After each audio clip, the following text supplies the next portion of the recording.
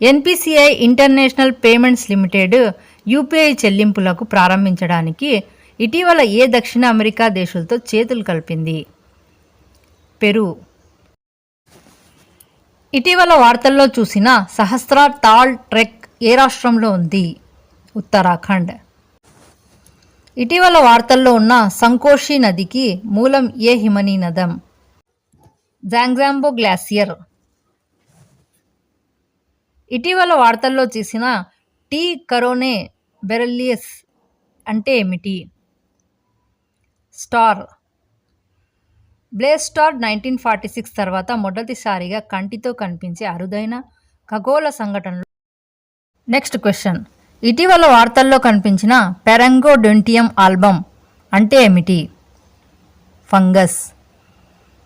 ఇటీవల వార్తల్లో కనిపించిన కాన్లాన్ పర్వతము ఏ దేశంలో ఉంది? ఫిలిప్పీన్స్.